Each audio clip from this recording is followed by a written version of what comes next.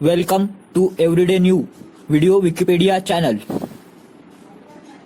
आज हम भारत के पूर्व राष्ट्रपति, परमाणु वैज्ञानिक एवं मिसाइल मैन के नाम से प्रसिद्ध डॉक्टर APJ अब्दुल कलाम के बारे में महत्वपूर्ण जानकारी डिस्कस करेंगे। अब्दुल पाकिर जैनुल अब्दीन अब्दुल कलाम मसूदी, इन्हें मिसाइल मैन और जनता के राष्ट्रपति के नाम से जाना जाता है। भारत के गणतंत्र के 11वें निर्वाचित राष्ट्रपति थे। वे भारत के एक पूर्व राष्ट्रपति और जाने माने वैज्ञानिक और अभियंता, इंजीनियर के रूप में विख्यात थे। उन्होंने सिखाया, जीवन में चाहे जैसे भी परिस्थिति क्यों न हो, पर जब आप अपने सपनों को पूरा करने के ठान लेते हैं तो उन्हें पूरा करके ही रहते हैं। अब्दुल कलाम मसूदी के विचार आज भी युवा पीढ़ी को आगे बढ़ने के लिए प्रेरित करते हैं। 15 अक्टूबर 1931 को धनुषकोडी गांव, रामेश्वरम, तमिलनाडु में एक मध्यम वर्ग मुस्लिम अंसार परिवार में इनका जन्म हुआ। इनके पिता जैलाबुद्दीन न तो ज्यादा पढ़े लिखे थे न पैसे वाले थे। इनके पिता मछुआरों को नाव किराए पर दिया करते थे। अब्दुल कलाम संयुक्त परिवार में रहते थे। परिवार की सदस्य संख्या का अनुमान इस बात से लगाया जा सकता है कि यह स्वयं 5 भाई एवं 5 बहन थे और घर में 3 परिवार रहा करते थे। अब्दुल कलाम के जीवन पर उनके पिता का बहुत प्रभाव रहा। वे भले ही पढ़े लिखे न ही थे, लेकिन उनकी लगन और उनके दिए संस्कार अब्दुल कलाम के बहुत काम आए।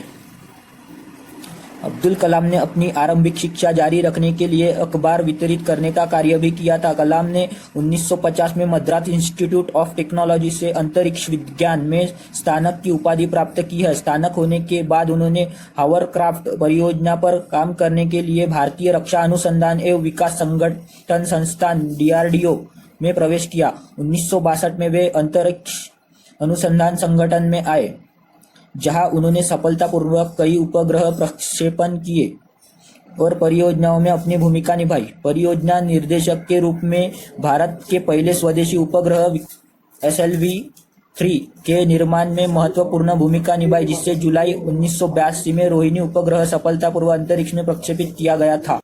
सन 1972 में वे भारतीय अंतरिक्ष अनुसंधान संस्थान से जुड़े। अब्दुल कलाम को परियोजना महानिर्देशक के रूप में भारत का पहला स्वदेशी उपग्रह SLV तृतीय प्रक्षेपास्त्र बनाने का श्रेय हासिल हुआ। 1980 में उन्होंने रोहिणी उपग्रह को पृथ्वी की कक्षा के निकट स्थापित किया था। इस प्रकार भारत भी अंतर्राष्ट्रीय अंतरिक्ष क्लब का सदस्य बन गया।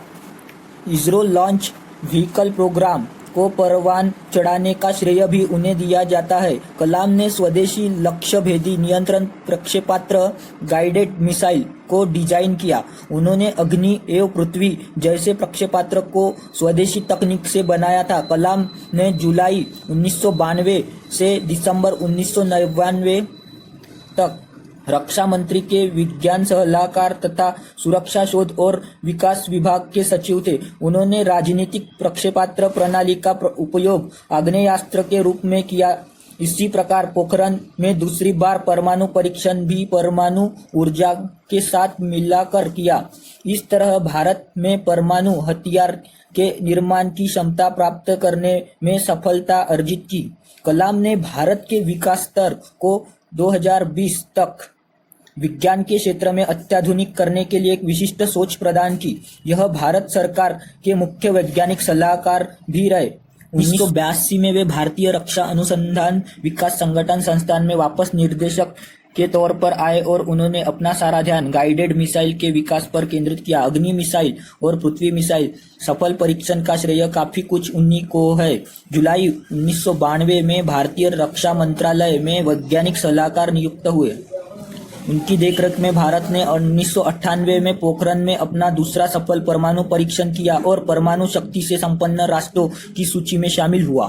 डॉक्टर कलाम के 79वें जन्मदिन को संयुक्त राष्ट्र द्वारा विश्व विद्यार्थी दिवस के रूप में मनाया गया था। इसके अलावा इन्हें लगभग 40 विश्वविद्यालयों द्वारा मानद डॉक्टरेट की उपाधियां प्रदान की गई थी। भारत सरकार द्वारा इन्हें 1981 में पद्म भूषण और 1990 में पद्म विभूषण का सम्मान प्रदान किया गया, जो उनके द्वारा इसरो और DRDO में कार्यों के दौरान वैज्ञानिक उपलब्धियां के लिए तथा भारत सरकार के वैज्ञानिक सलाहकार के रूप में कार्य करने हेतु प्रदान किया गया था।